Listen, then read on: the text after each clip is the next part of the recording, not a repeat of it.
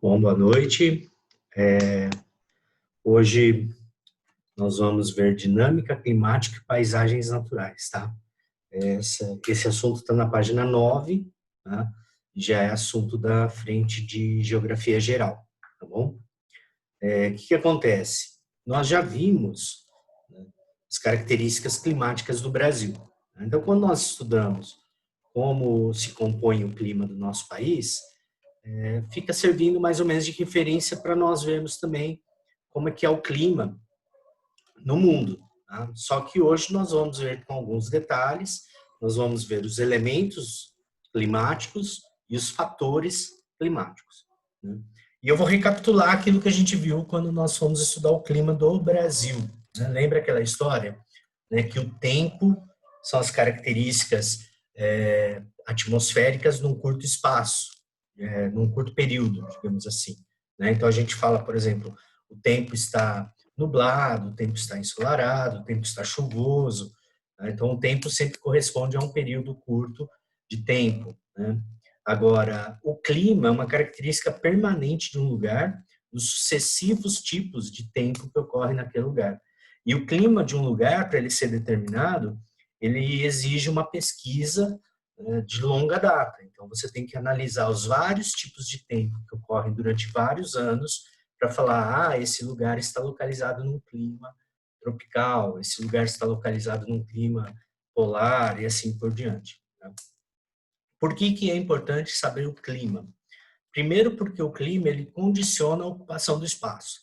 Então, para a humanidade, né, o fator climático foi um dos principais fatores de desenvolvimento, né, de qualidade de vida. Então, você tem vários povos aí que criaram técnicas, tecnologias, mecanismos para viverem em áreas, né, com diversos tipos, né, de clima.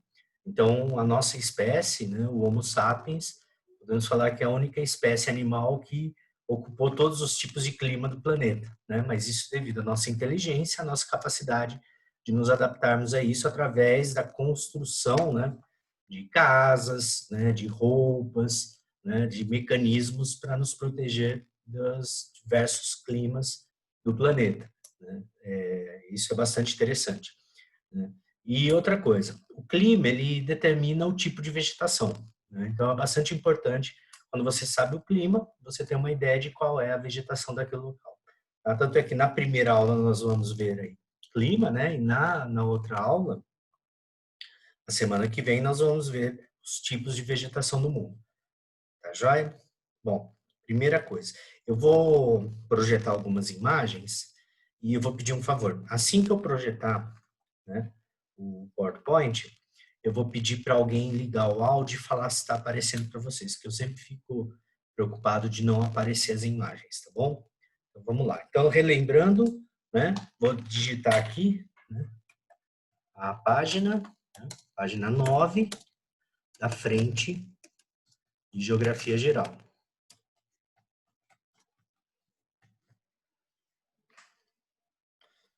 Um minutinho.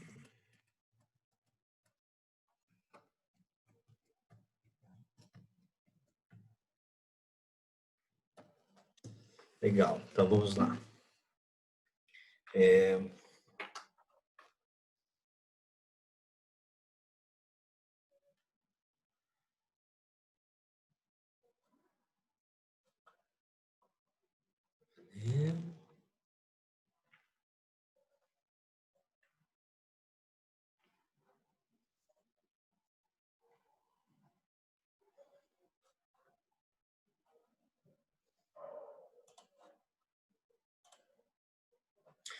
Beleza. Já apareceu aí para vocês elementos do clima? Não, tá aparecendo onde estava o arquivo. Ué, peraí.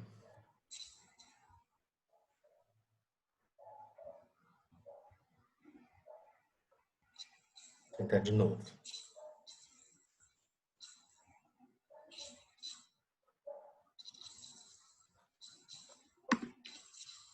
Agora apareceu.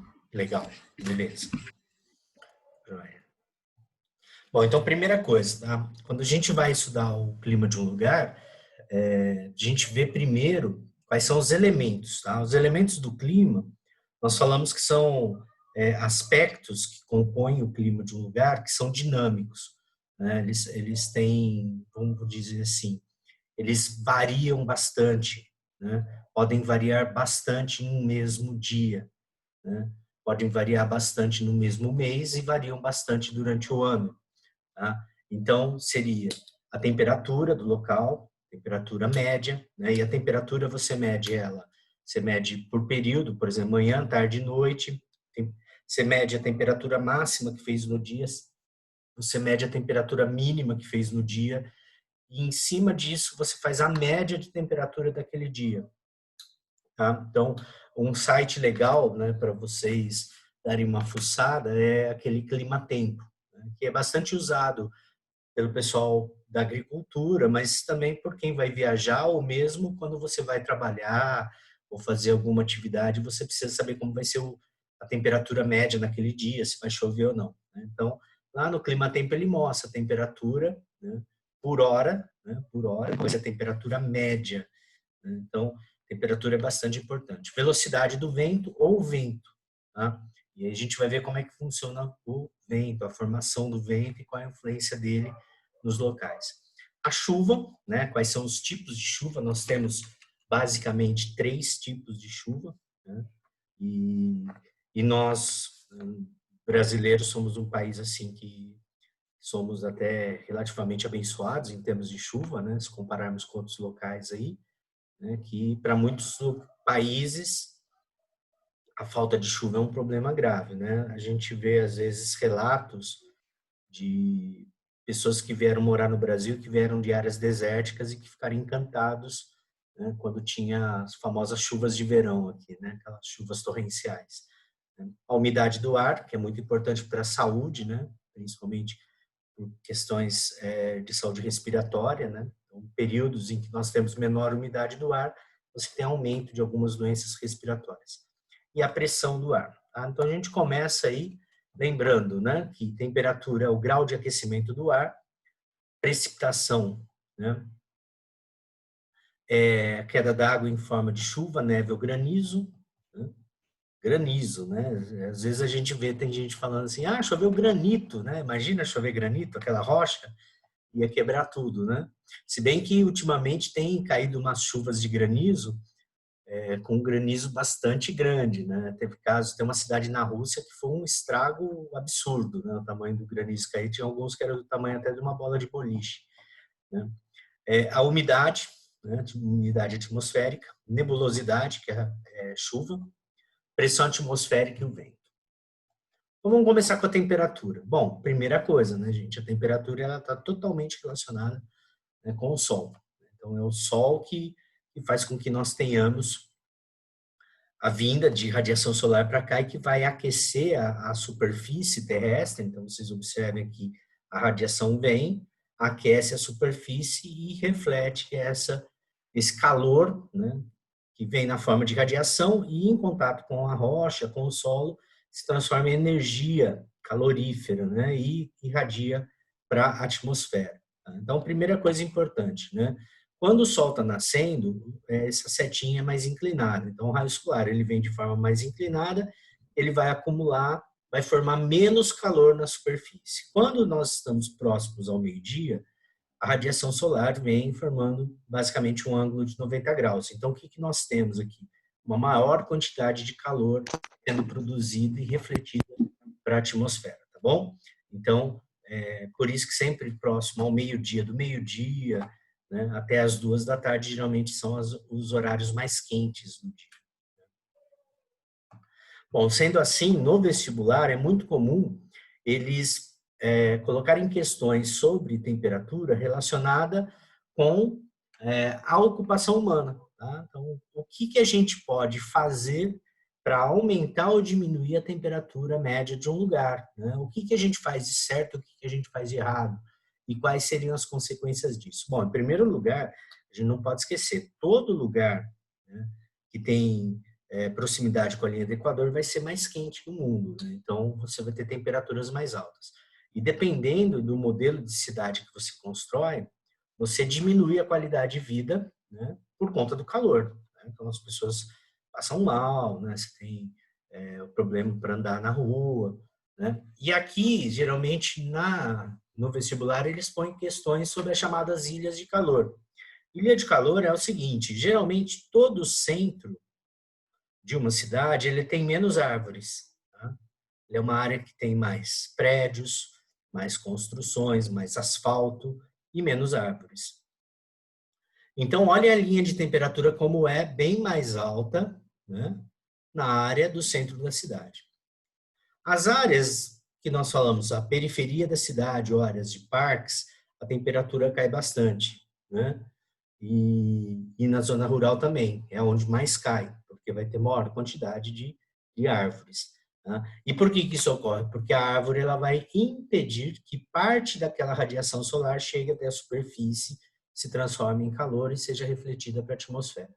Então, uma das formas de você manter a qualidade atmosférica dentro da área urbana é o plantio de árvores. E aqui no Brasil, nós temos uma coisa muito interessante. O Brasil, por ter a maior diversidade biológica do mundo, né? Nós somos um país de mega diversidade biológica, né? Nós temos no mínimo, tá? 120 espécies de árvores que podem ser plantadas em áreas urbanas e que não vão criar problema, né? Que tipo de problema geralmente as pessoas mais reclamam de uma árvore na área urbana? Quebrar calçada, né? As folhas fazerem sujeira, né? Só que eu acho uma coisa muito engraçada, né? Dá uma reparada. Tem gente que corta a árvore na frente da sua casa e depois quer estacionar o seu carro no vizinho que tem a árvore preservada. Né? Então, por que cortou sua árvore, né? Bom, é só uma questão de pesquisa, né? Você pesquisa qual espécie de árvore é a melhor para o teu modelo de cidade, para a tua área da cidade, para a tua calçada, e aí você planta essas árvores que elas vão melhorar a qualidade do ar, né? Porque a árvore ela não faz só sombra, né? Ela filtra o ar, né? Ela mantém a umidade atmosférica. Então o ar é mais agradável em áreas mais arborizadas. Araraquara tem uma história bastante interessante, né? Nós somos uma das cidades mais arborizadas da América Latina e uma das mais arborizadas do mundo. Mas, né, nos últimos anos, o número de árvores cortadas em Araraquara está aumentando, né, e o replantio não está ocorrendo. Uma outra coisa também, que eu uso Araraquara como referência, mas são assuntos que caem numa prova de geografia, no vestibular, é a questão dos novos bairros. Geralmente, quando são criados novos bairros, muito pouco desses bairros tem um plano de arborização junto com a criação do bairro. Então, o bairro é criado, as pessoas se mudam para lá e você não tem um plano de arborização. Tá? E aqui nós temos uma rua que é tombada pelo patrimônio histórico, ela é uma rua que essas árvores elas são protegidas por lei, elas não podem ser cortadas, são os oitis da Rua 5, né? A Rua Voluntários da Pátria. Né? Se você olhar aqui esse corredor, né, de árvores, que a gente vê na segunda foto também, né? Esse corredor de árvores aqui é uma coisa muito interessante, porque em algumas cidades europeias, nos Estados Unidos, em alguns lugares do mundo, eles criam esses chamados corredores verdes, tá? Que são essas ruas arborizadas para atenuar as ilhas de calor. E tem uma coisa bastante interessante. Eu sempre tive muita curiosidade, né? E muita admiração pela Rua 5, né, aqui da nossa cidade. Até vou contar uma história para vocês. Quando eu trago pessoas de fora para conhecer a nossa cidade, ou mesmo alunos de escolas que eu dei aula em outras cidades, eles ficavam abismados, encantados com a Rua 5. Né? Queriam, se a gente fosse dar uma andada aqui para ir nos museus, eles queriam ficar a maior parte do tempo andando pela rua, porque né? É muito legal isso, né? Essa quantidade de árvores. Detalhe, a Rua 5 ela é o que sobrou, né? Porque Araraquara, antigamente, todas as ruas do centro eram arborizadas desse jeito. Tá? Não só no sentido da Rua 5, mas as outras também, né? Perpendiculares e paralelas a ela eram arborizadas desse jeito. Tá? Se tem muita gente fala também que a árvore atrapalha a iluminação pública, mas é aquela questão, a iluminação ela pode ser, né, mais baixa ou mais alta, então ela pode estar sempre abaixo da copa da árvore e com isso a árvore nunca vai atrapalhar a iluminação. Na verdade é vontade política, né, de você criar uma cidade arborizada e também consciência ambiental da população. Tá? Então, atualmente, como no vestibular tem caído muitas questões sobre a questão ambiental das áreas urbanas, né, a Rua 5 é um bom exemplo, né, que poderia se expandir para as demais ruas. Né? A temperatura média do ar aqui é muito mais baixa do que na rua próxima paralela. Eu, inclusive, já tive a curiosidade de fazer medição e no verão, nos dias mais quentes, a diferença de temperatura é enorme, né? Chega a ser de mais de 6, 7 graus. Tá? Ô, Beleza. professor, Oi. a Rua 5 é um tombamento, né? Isso. Ela é tombada, né? Dentro do patrimônio histórico e também dentro da questão ambiental. Sabe, vocês já ouviram falar por que fizeram plantar essas árvores aí? Não. Eu vou contar, é uma história até interessante. Tá? Teve uma época que teve um surto de febre amarela aqui em Araraquara. E por quê? Porque Araraquara não tinha no centro da cidade calçamento, né, decente, era tudo cheio de, de terra, né? E quando chovia, formava muitas poças d'água e aí proliferava um mosquito que transmitia febre amarela. E aí, o que se resolveu fazer? Se resolveu reformar o centro da cidade, construindo essas calçadas com aquelas rochas de arenito, que depois foram descobrir que tinha um monte de pegada de dinossauro, que é outra coisa interessante da nossa cidade, né? E por que eles plantaram esses oitis? Porque o oiti é uma planta que puxa bastante água do solo, ele seca o solo. Né? Então, plantando oiti, né, você fazia com que o solo secasse rapidamente. E as ruas de paralelepípedo também, porque o paralelepípedo no vão do paralelepípedo, a água consegue infiltrar no solo e aí a raiz da árvore puxa essa água. Então, foi um projeto para diminuir, né, as poças d'água dentro da área urbana, principalmente no centro da cidade. Tá? E tudo por conta de um surto de febre amarela que nós tivemos. Bom, vamos lá. Ô, professor, Oi. quanto mais urbanizada é uma região, menos enchente tem, né? Então, depende, tá? Porque a palavra urbanizada significa ser uma área Urbanizada não arborizada. arborizada. Isso exato. Ajuda bastante. Quanto mais área. Repara uma coisa: toda vez que você assistir um filme que mostra, por exemplo, cidades lá nos Estados Unidos, repara que a calçada deles é metade grama e metade cimento. E à frente das casas tem jardim com bastante grama. Tá? Dá uma reparada. Sabe por quê? Porque lá neva. E quando começa o período de final do inverno, né, e começo da primavera, o que acontece? A neve derrete, vira água e tem que infiltrar no solo, senão tem enchente na cidade. Né? Então, é uma adaptação que eles fazem à cidade. Agora, aqui a gente não tem muito isso. Né? Nós temos uma cultura que foi herdada do colonizador português, porque para os portugueses a vegetação era um empecilho à ocupação do espaço. Então, os portugueses que criaram em nós essa ideia de que a árvore atrapalha. Né? Então, nosso modelo urbano ele manteve-se com essa ideia, né, de que a arborização atrapalha. Mas agora está mudando, né? A gente está precisando arborizar cidades. Outra coisa, os nossos cursos de arquitetura e urbanismo, eles têm projetos moderníssimos para a área urbana, tem gente muito legal pensando isso e criando projetos bem legais aí para a cidade. Tá?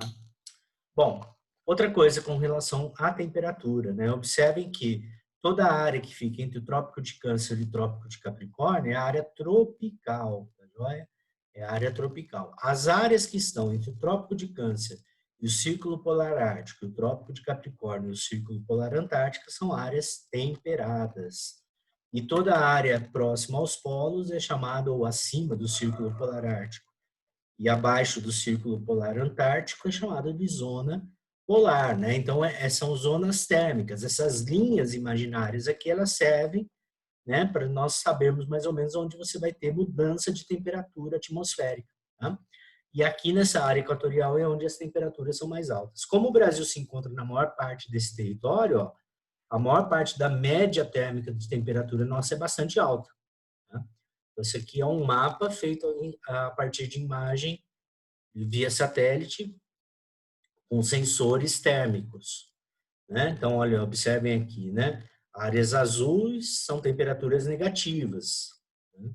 Áreas amarelas são temperaturas temperadas e vermelha, né? Laranja, escura e vermelha é a área mais quente, onde a média térmica no verão fica bem mais alta, tá? Beleza. Um outro elemento do clima é a pressão atmosférica. E a pressão atmosférica foi descoberta pelo cientista italiano Torricelli, né, que fez o experimento da pressão, e ele calculou isso com um tubo, um mercúrio, e ele viu que ao nível do mar, né, a pressão atmosférica, né, o mercúrio ficaria na marcação de 760 milímetros. E conforme você vai aumentando a altitude, né, a pressão vai fazendo com que o mercúrio vá se concentrando em números menores. Ó. Então, quanto maior a altitude, menor, né, a marcação aqui, né, no mercúrio. Então, o que é, na verdade, a pressão atmosférica? É o peso do ar. Tá? Então, todo lugar que está mais próximo do nível do mar, né, ele tem uma maior altitude, ou seja, ele tem uma maior quantidade de ar da atmosfera sobre ele. Então, a pressão aqui é maior. Quando um lugar está mais alto, você tem menor quantidade de ar fazendo peso sobre essa área. Então, a pressão vai ser menor. Tá legal? Bom, e o vento? O vento é uma coisa bem interessante, porque o vento, lembra aquela história da pressão atmosférica? A pressão atmosférica também é modificada pela temperatura. Então, imagina um lugar que geralmente não tem árvore. Tá? Esse lugar, o que vai acontecer? Se tem pouca árvore, as moléculas do ar vão aquecer e vão dilatar. Tá? Então, no que elas dilatam, elas ficam leves e sobem. Então, essa área com a seta vermelha aqui é uma área de baixa pressão atmosférica, mas é uma área de alta temperatura. Observaram? Alta temperatura, ou seja, a temperatura está mais quente aqui. Então, o ar tende a subir. Quando esse ar sobe, ele deixa um vácuo aqui. Agora, na área onde está mais frio, seja porque tem mais arborização, tá?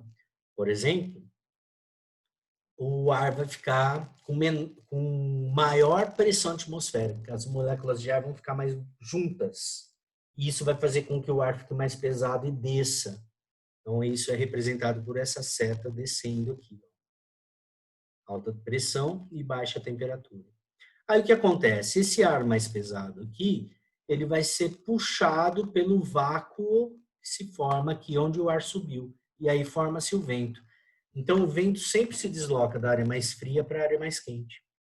Tá? Então, aqui ele está colocando. Ó.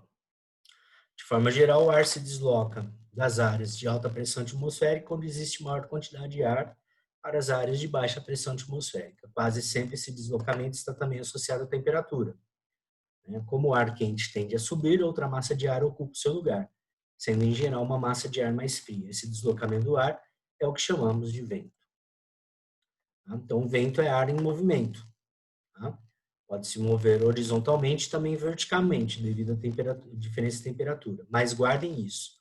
Os ventos sempre sopram das áreas de alta pressão para as áreas de baixa pressão. Então, aí, no vestibular, às vezes, eles fazem questões relacionadas à brisa marinha. O que acontece? Vamos pegar aqui durante o dia. Durante o dia, o sol está aquecendo o continente. Então, como o continente está quente, aqui está uma área de baixa pressão atmosférica. O ar está subindo, está leve. Ó. E o oceano, né, a água do mar está mais fria, então aqui vai ter uma área de alta pressão atmosférica. Então o vento vai se deslocar daqui da área do mar em direção ao continente. E durante a noite, ao contrário. Durante a noite, o solo está frio. Então aqui vai ser uma área de alta pressão atmosférica. E a água do mar ainda está quente, porque a água do mar demora para perder o calor. Então aí o vento vai soprar do continente para o mar. Então, antigamente, quando os pescadores, principalmente no litoral brasileiro, tinham que sair para pescar, eles saíam à noite, tá? Porque é quando o vento está soprando do continente para o mar. Tá bom? E com isso eles utilizavam o vento para levar o seu barquinho. Outra coisa importante, como o vento ele sopra da área mais fria para a área mais quente, a linha de... aqui está em... sei lá que língua que está aqui, tá? Mas tá, eu peguei a imagem e não vi a língua, tá? Mas está Equator, né? Mas é Equador, né? O que eu quero que vocês observem é o seguinte, geralmente próximo aos trópicos, trópico de Câncer aqui em cima e trópico de Capricórnio aqui embaixo, né? A temperatura é mais baixa e aí o vento vai do trópico em direção ao Equador. E quando esse vento vai do trópico para o Equador, ele puxa a umidade. Então, por isso que nós temos vários desertos nas áreas de trópicos. Então, nós temos o deserto do norte do México, o deserto da Califórnia, o deserto de Saara, Oriente Médio, deserto aqui iraniano, né? Você tem o deserto de Thar, na Índia. Aqui embaixo você tem o deserto australiano, né? O Outback, né?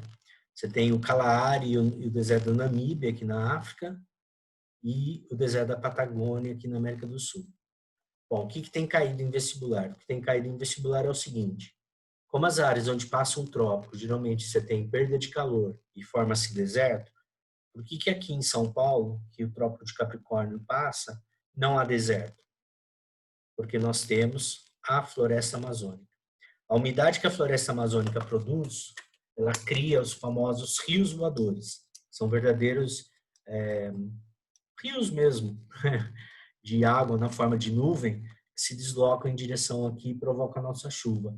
Então, isso aqui é um assunto muito sério, tem caído bastante no vestibular. Por quê? Porque quanto menos vegetação nós tivermos na região norte, menos chuva vai chegar até a gente. E aqui é onde nós temos a maior concentração populacional, industrial e agrícola do país. Então, se começar a parar de chover, nós vamos ter sérios problemas, tanto econômicos, quanto sociais, quanto para a produção agrícola aqui, beleza? Então, qualquer coisa, dá uma ida lá no YouTube e assiste o documentário Rios Voadores da Petrobras, é muito legalzinho. Depois, qualquer coisa, eu ponho o link no grupo. Bom, aí tem um outro lugar que a dinâmica de pressão atmosférica determina o clima. E na apostila de vocês vai estar na página 11, dinâmica das monções. Né? Que é um clima que ocorre bem ali no sul e sudeste asiático e que tem muita relação com a pressão atmosférica. Então, você tem aqui no inverno, o continente está frio, então ele está com alta pressão atmosférica.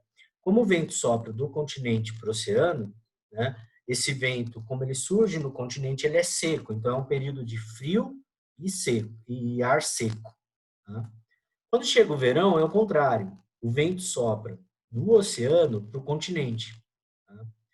E aí que acontece? Né? Você tem como essas massas de ar surgem no oceano, elas vão levar umidade. E quando chegam no continente que está quente, porque é verão, provoca bastante chuva. Então, o clima das monções, ou o regime das monções, além dele determinar a direção dos ventos, ele determina a quantidade de chuva. Então, no inverno, frio e seco. No verão, quente e úmido, com muita chuva. Tá? E como eles estão no hemisfério norte, muita atenção. E esse período de verão deles corresponde ao contrário do nosso. Então, o nosso verão ele está relacionado, né, a dezembro, janeiro, lá é agora. Né? Agora é que está começando o verão lá na Ásia. Então, o que eu quero que vocês deem uma pesquisada na internet, dá uma olhadinha no clima das monções agora no meio do ano e as enchentes que ocorrem na China, no Vietnã, na Malásia, Camboja, Indonésia, Índia, principalmente, por conta dessa chuva de monções. Então, vamos lá. Umidade do ar. Tá? Então, a umidade do ar é muito importante para a saúde. Quando você tem umidade relativa do ar maior que 30%, não tem risco nenhum para a saúde. De 30 a 20, estado de atenção, de 20 a 12, estado de alerta, e menor que 12, estado de emergência. Que é quando você tem sérios problemas respiratórios. Tá? E, geralmente, quando ocorre estado de emergência, a orientação é beber bastante água, né? Evitar praticar esporte em horários mais quentes e assim por diante. Tá? Tipos de chuva, né? Bom, nós temos 3 tipos de chuva mais comuns, né?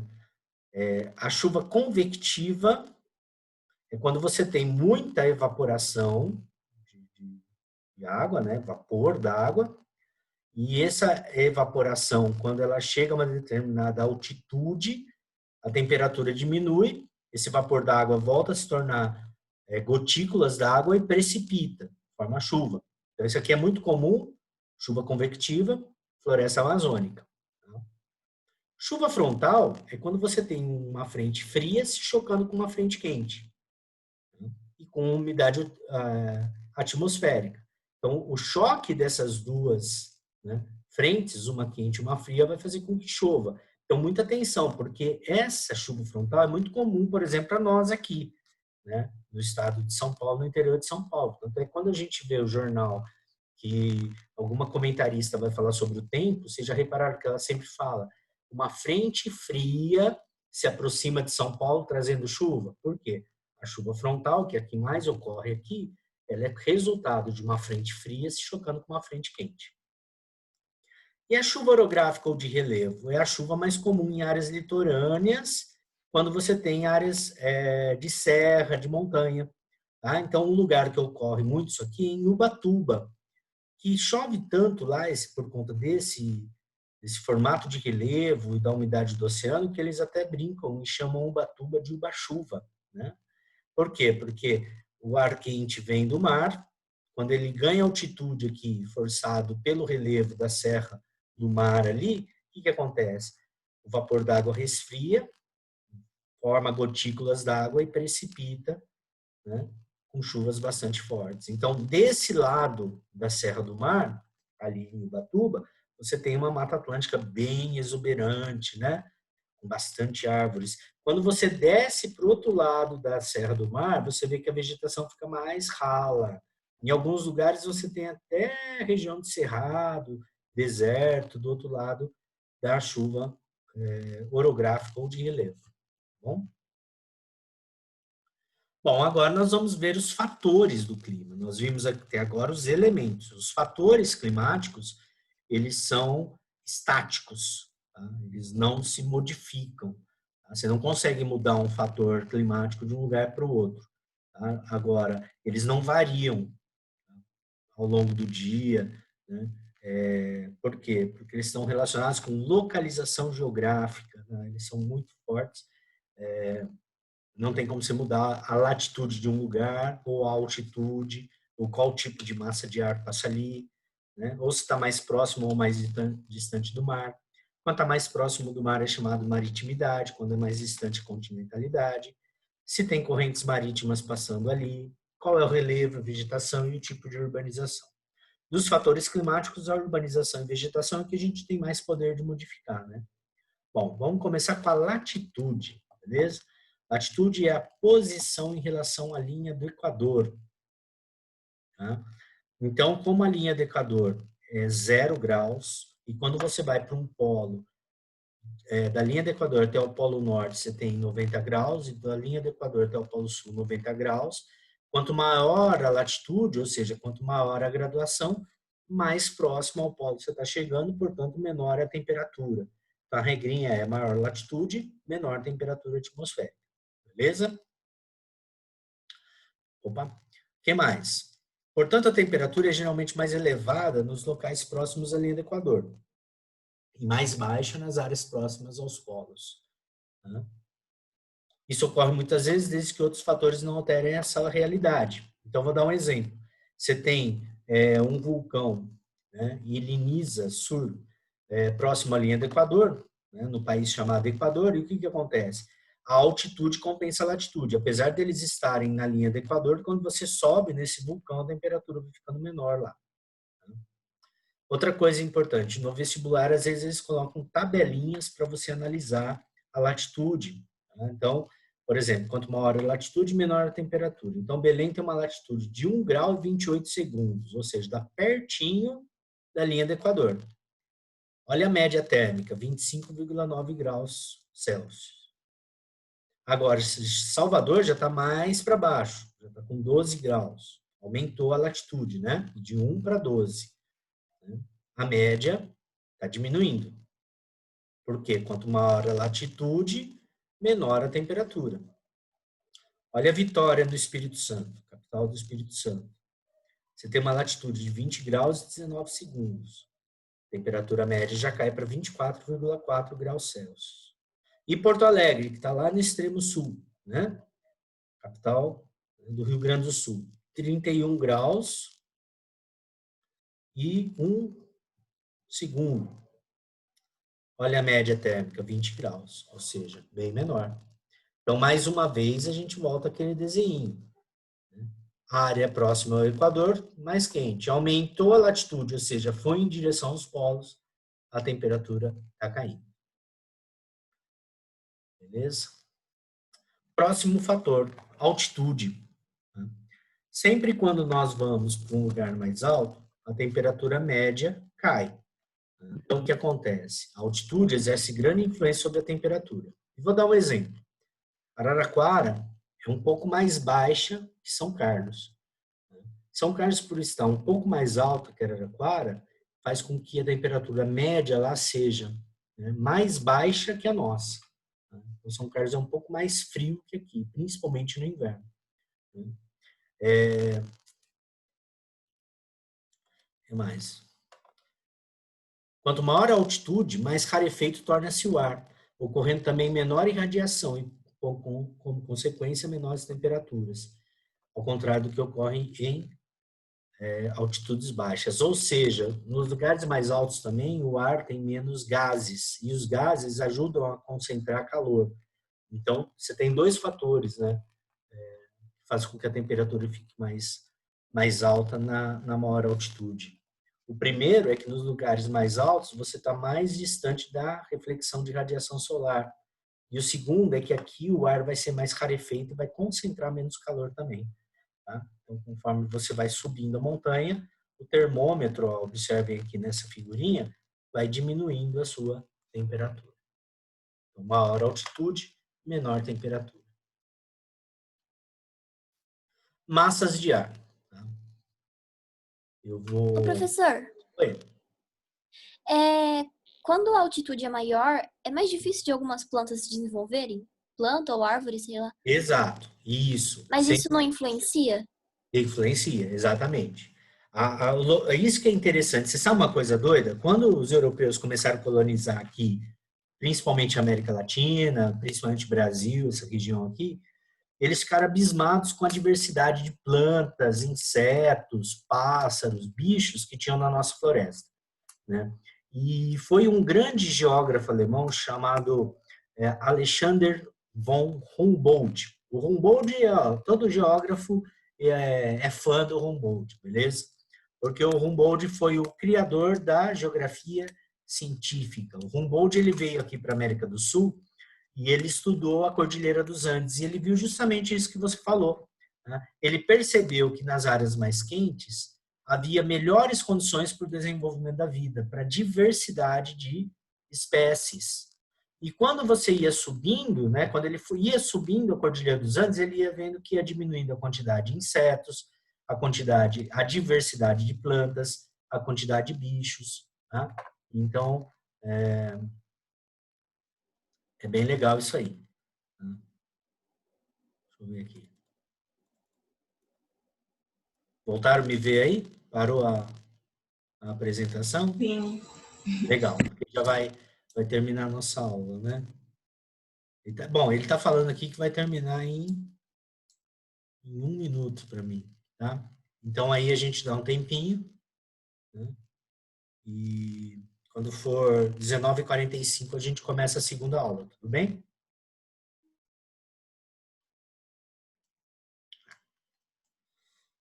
Então vê aí, né? Aproveita, dá uma olhadinha.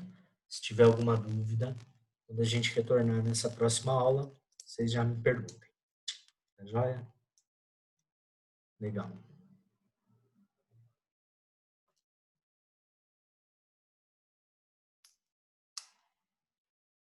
Enquanto isso, eu vou ver se eu arrumo um negócio aqui.